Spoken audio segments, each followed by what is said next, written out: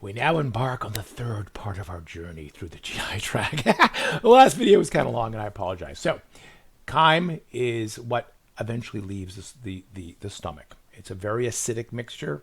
It's mostly intact carbohydrate. Fat is floating on the top.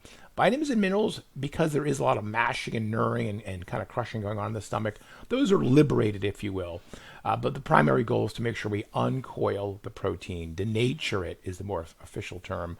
And, make it so, by the way, once you denature a protein, it's not what it was. All right. So if it's a bacterial protein or a viral protein or an animal protein, it can't act like that protein anymore. You've uncoiled it, you've denatured it, and then you can chop it up using pepsin. Pepsin doesn't, get into every little baby part. These are called amino acids. We'll talk about these in a couple weeks, but it doesn't break it up completely. That can happen more in the small intestine. So when you have this acidic mixture in your stomach, you would prefer that it move on, right, into the small intestine. Sometimes it doesn't. Sometimes it comes back up. We call that heartburn. If it happens, though, frequently, it actually has a real term. It's called GERD, gastroesophageal or esophageal, however you want to pronounce it, reflux disease, GERD. And typically GERD is something that occurs with, usually in older folks, middle-aged, and there's triggers. I shouldn't use the word triggers. There's foods that can set you up for having GERD, this frequent reflux, this frequent heartburn. Consumption of chocolate, often, like frequent consumption of chocolate, fatty foods, coffee, soda, onions. You can look at the list. Being overweight, drinking alcohol, carbonated beverages put pressure inside the stomach, so food comes back up. The problem with GERD is that if you have frequent heartburn, you are burping up or refluxing up an acidic mass, and it will eventually hurt you. It'll scar your esophagus. If it's happening while you sleep, it can affect your vocal cords. I know this from personal experience. It can actually get into your mouth and work on your teeth. There are people who have GERD who will take medication to kind of neutralize the acid, etc.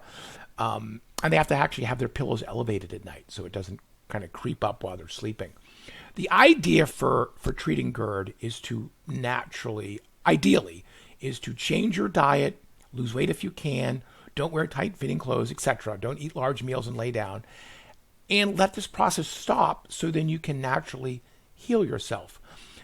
What we tend to do is take a lot of supplements, or I say medications, Tums, that neutralizes the acid, Pepsid, Tagamet, that actually lowers stomach acid production.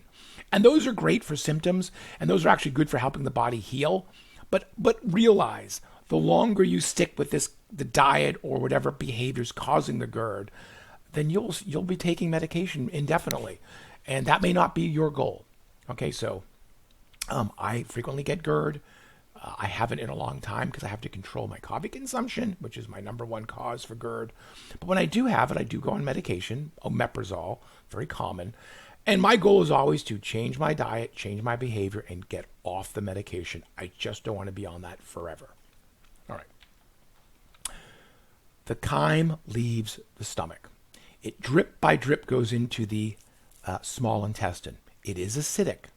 When it starts to enter the small intestine, it will trigger this process by which the chyme tells via hormones, tells the pancreas, I'm cooking the stomach, and for some reason this is not working out very well.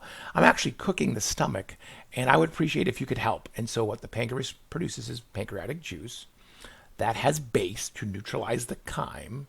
So that's the first thing that happens. As the chyme comes in, we neutralize it with pancreatic juice. If you ate fat and fat comes into the small intestine from the stomach, that triggers the release of bile from the gallbladder. So we make bile all day by the liver. It's stored in the gallbladder and released when we eat fat. Now, the pancreas has base. That's really important. You don't want to cook your small intestine. The pancreas also makes a ton of enzymes, carbohydrases, proteases, lipases. They make some other important factors we'll talk about later on in the semester. So all those enzymes take kind of the roughly cut stuff.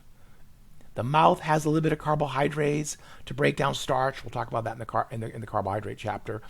The stomach has some proteases to break down protein. I believe there's also gastric lipase. There's some fat enzymes in the stomach, but those are all, taking big axe chops to a piece of wood.